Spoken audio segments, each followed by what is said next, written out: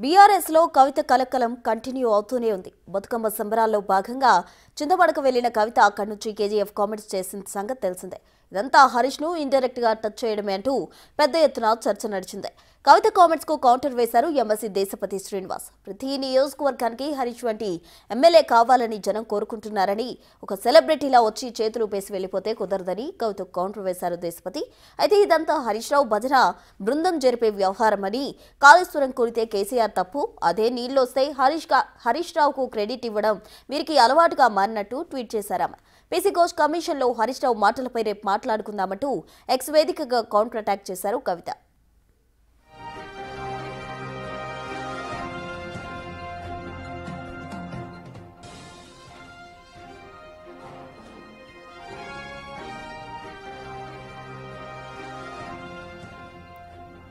ఇటీవల కాలంలో కవిత కామెంట్స్ సంచలనంగా మారుతూ వస్తున్నాయి. నిన్న చింతలబడకలో కవిత చేసిన కామెంట్స్ కు సంబంధించి ఎమ్మెల్సీ దేశపతి కౌంటర్ ఇచ్చిన పరిస్థితి నెలకొంది. నిన్న చింతలబడకలో ఇదే కర్మభూమి కావచ్చు అంటూ కూడా ఆమె కొన్ని కామెంట్స్ చేశారు. మరోవైపు కేజీఎఫ్ లాగా అనుకుంటున్నారా అంటూ కూడా పరోక్షంగా హరీష్ రావును టార్గెట్ చేసిన పరిస్థితి నిన్న చింతలబడకలో కవిత కామెంట్స్ వల్ల అర్థమవుతుంది. అయితే దానికి సంబంధించి ఎమ్మెల్సీ కౌంటర్ అటాక్ చేశారు. దానికి తిరిగి కవిత ట్విట్టర్ ద్వారా ఆమె పోస్ట్ చేయడం జరిగింది. కాళేశ్వరం కూలితే కేసీఆర్ చేసిండు, నీళ్లు వస్తే హరీష్ రావు కష్టపడ్డాడు, ఇదే ఆయన భజన బృందం నడిపిస్తున్న మాట. అటు పీసీ ఘోష్ కమిషన్ లో మనం హరీష్ రావు చెప్పిన మాటలు అన్ని మాట్లాడుకుందాం, కేసీఆర్ ను బద్నాం చేసింది ఏం చేస్తున్నారు అంటూ కూడా ఆమె వ్యాఖ్యలు చేయడం జరిగింది.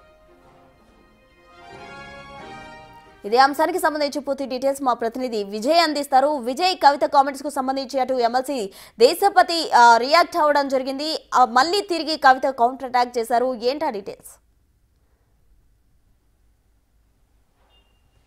ఎస్ ప్రసూన, అయితే మొన్న ఎంగిలిపూల బతుకమ్మ నాడు చింతమడకలో తన స్వగ్రామైనటువంటి చింతమడకలో మాజీ ఎమ్మెల్సీ కవిత అయితే ఈ ఎంగిలిపూల బతుకమ్మ సెలబ్రేషన్లో పాల్గొంటూ కొన్ని కామెంట్స్ అయితే చేశారు. అయితే కేజీఎఫ్ లాగా ఈ యొక్క సిద్దిపేటని మార్చి అసలు ఇక్కడికి ఎవరిని రాకుండా చేస్తూ ఉన్నారు, మమ్మల్ని కూడా మేము వద్దామంటే కూడా రానివ్వట్లేదంటూ కూడా మాట్లాడుకొచ్చినటువంటి పరిస్థితి కనిపిస్తుంది.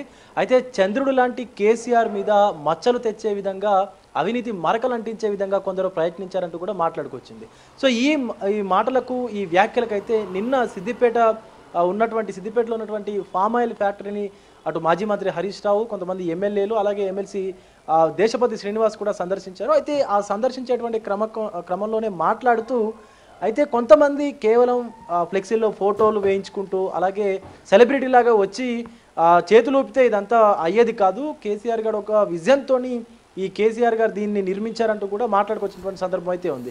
అయితే ఇక్కడ హరీష్ రావుని మాట్లాడుతూ, హరీష్ రావు గురించి ప్రస్తావిస్తూ కూడా 150,000 పైచిలకు ఓట్లు ఎలా వచ్చాయి, కేవలం సెలబ్రిటీ లాగా వచ్చి అలా వచ్చి ఇలా వెళ్ళిపోతే రాలేవు, హరీష్ రావు సిద్దిపేటలో ఉన్నటువంటి ప్రతి కుటుంబాన్ని కూడా నా కుటుంబంగా భావించి ఆయన ముందుకు వెళ్ళారు కాబట్టే ఈరోజు సిద్దిపేటలో అంత ఆదరణ వచ్చింది. అలాగే కేసీఆర్ కూడా కావాలనే తన సొంతంగా, అంటే కూతుర్ని కావచ్చు, ఇటు కొడుకుని కావచ్చు, నమ్మకుండా సిద్దిపేటని ఇటు హరీష్ రావు చేతిలో పెట్టాడంటూ కూడా, అంత నమ్మకమైనటువంటి వ్యక్తి కాబట్టి ఆయనకు అప్పగించారంటూ కూడా కొన్ని వ్యాఖ్యలు అయితే చేసినటువంటి పరిస్థితి అయితే ఉంది.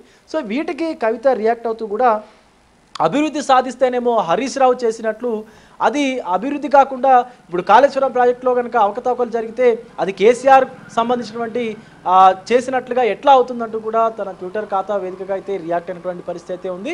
ఇటు దేశపతి శ్రీనివాస్ వ్యాఖ్యలపైన కూడా జాగృతికి సంబంధించి, తెలంగాణ జాగృతికి సంబంధించినటువంటి నాయకులైతే అటు సోషల్ మీడియాలోనూ, అటు జాగృతికి సంబంధించినటువంటి హ్యాండిల్స్ ఏవైతే ఉంటాయో వాటి వేదికగా కూడా పూర్తిగా ఈయన పైన, అంటే దేశపతి శ్రీనివాస్ పైన అయితే మాట్లాడుతున్నటువంటి పరిస్థితి అయితే కనిపిస్తూ ఉంది. అసలు దేశపతి శ్రీనివాస్ అనేటువంటి వ్యక్తి తెలంగాణ ఉద్యమ సమయంలో ఆయన పాత్ర ఏంటి, కేవలం పాటలు పాడి మాత్రమే ఈరోజు ఎమ్మెల్సీగా ఒక పదవి తీసుకున్నటువంటి వ్యక్తి అంటూ కూడా మాట్లాడుతున్నటువంటి పరిస్థితి కనిపిస్తూ ఉంది. అనేక మంది కళాకారులు కావచ్చు, అనేక మంది పాటలు పాడినటువంటి వారు కావచ్చు, గేయ రచయితలు కావచ్చు, ఇంతమంది ఉండగా ఆయనకు మాత్రమే ఎందుకు ఎమ్మెల్సీ ఇచ్చారు, సో ఆయన చేసింది ఏంటంటూ కూడా విమర్శలు అయితే గుప్పిస్తున్నటువంటి పరిస్థితి కనిపిస్తూ ఉంది ప్రసూన. ఈ జాగృతి నాయకులందరూ కూడా సో ఇటు కుటుంబానికి దూరంగా ఉంటూ బతుకమ్మకు దగ్గరగా ఉన్నటువంటి కవిత ఇప్పుడు బీఆర్ఎస్ కు సంబంధించి సిద్దిపేటలో మొన్న చేసినటువంటి వ్యాఖ్యలు ఏవైతే ఉన్నాయో సో అవి పూర్తిగా ఒక ప్రాధాన్యతను సంతరించుకున్నటువంటి పరిస్థితి కనిపిస్తుంది. ఎందుకంటే సిద్దిపేటకు సంబంధించి సిద్దిపేట నుంచే ఎమ్మెల్యేగా పోటీ చేసేటువంటి అవకాశం ఉన్నట్టు కూడా అటు రాజకీయ వర్గాల్లో చర్చ కూడా సాగుతూ ఉంది. ఇటు చింతమడక ప్రజల ఆశీర్వాదం కూడా నాకు కావాలి, ఇది నా జన్మభూమి, మీరు ఆశీర్వదిస్తే ఇదే నా కర్మభూమి అవుతుందంటూ కూడా మాట్లాడింది. సో ఈ వ్యాఖ్యలన్నింటినీ కూడా తీసుకుంటే ఖచ్చితంగా హరీష్ రావుకు గట్టి పోటీ ఇవ్వనున్నట్లుగా కవిత నడుస్తున్నటువంటి ఈ చర్చలు అయితే నడుస్తున్నటువంటి పరిస్థితి కనిపిస్తూ ఉంది. Okay Vijay, thank you.